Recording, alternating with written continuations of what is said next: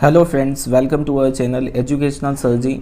आज के इस वीडियो में हम डिस्कस करने वाले हैं क्लास 10th सोशल साइंस के अंदर जो गाला का पेपर है बोर्ड 2022 का, उसमें पेपर जो 3 है उसका सेक्शन ए का सॉल्यूशन मैं आज आपको बताने वाला हूं इंग्लिश मीडियम का।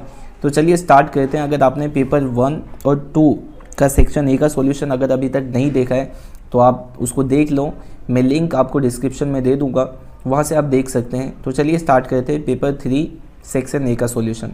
तो यहाँ पे आप देख सकते हैं क्वेश्चन पेपर जो है वो 3 है, सेक्शन ए है, जिसमें सबसे पहला दिया है match the following correctly. Matches करना है हमको यहाँ पे सेक्शन ए और सेक्शन बी का। तो चलिए स्टार्ट करते हैं, जिसमें सबसे पहला दिया है हमको क्वेश्चन मृणालिनी साराभाई। तो इसका आंसर आएगा भरतनाट्यम। मृणालिनी साराभाई जो है वो भरतनाट्यम जानती थी। उसके बाद दूसरा है कल्हाण ने एक बुक लिखी था जिसका नाम था राज तरंगिनी। कल्हाण की जो बुक थी उसका नाम था राज तरंगिनी, तो आंसर आ जाएगा ई। उसके बाद अजंता केव की बात करें तो उसके अंदर है वो आया हुआ है सह्याद्री माउंटेन के पास। उसके बाद नेशनल म्यूज़ियम तो ये है न्यू दिल्ली में। उसके बाद मानचेस्टर ऑफ द ईस्ट तो अहमदाबाद को माना जाता है Manchester of the east cotton के इंडस्ट्री में। चलो उसके बाद आगे बढ़ते हैं हम।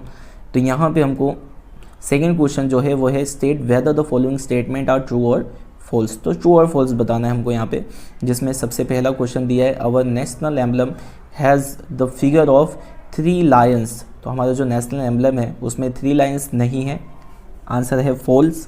इसमें टोटल 4 लायंस है।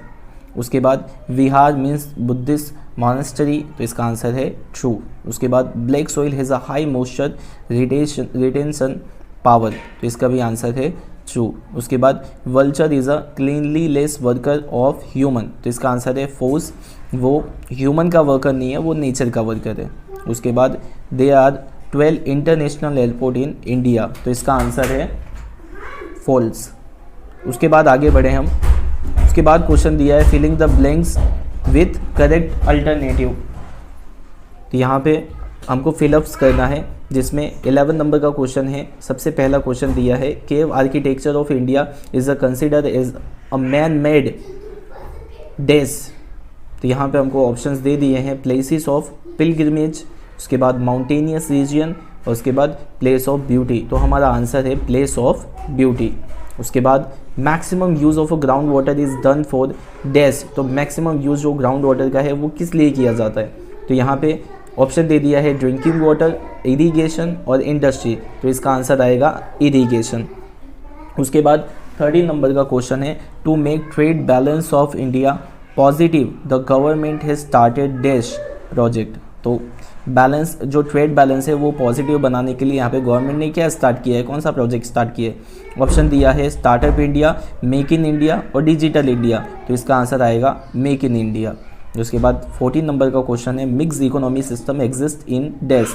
मिक्स्ड इकोनॉमी कहाँ पे चलती है, यूएसए, रशिया, इंडिया। तो आंसर है इसका इंडिया।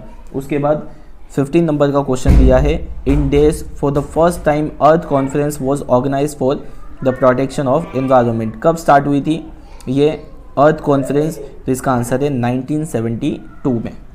चलिए आगे बढ़ते हैं। उसके बाद हमको यहाँ पे दिया है choose the correct option from those given below each questions and right the answers. ठीक है, तो यहाँ पे हमको आंसर्स लिखने हैं। तो सबसे पहला क्वेश्चन है which amongst the following river flow near the monument the statue of unity. Statue of unity कौन सी रिवर के पास है, तो इसका आंसर है नर्मदा। उसके बाद 15 March is a celebrated in India as dash. तो 15 मार्च हम सेलिब्रेट करते हैं कंज्यूमर राइट डे। उसके बाद 18 नंबर का क्वेश्चन है which year was celebrated in India as a woman empowerment year. तो इसका आंसर है बी 2002। उसके बाद which factor is taken into consideration for the listing in the schedule caste. तो इसका आंसर है अनटचेबिलिटी। उसके बाद 20 नंबर का क्वेश्चन है India's constitution has given how many fundamental rights to all the citizen of India. तो इसका answer है 6। हमारे 2 वर्ड 1 और 2 वर्ड में हमको आंसर देना है, जिसमें सबसे पहला क्वेश्चन है which ore is called galena. किसे हम गैलेना कहते हैं, तो आंसर है लीड ओर। उसके बाद what do human experience due to the excessive noise, ज़्यादा नॉइस होने की वजह से ह्यूमंस क्या एक्सपीरियंस करते हैं, आंसर है मेंटल प्रॉब्लम। उसके बाद which supply is increase by the government that leads to the price rise.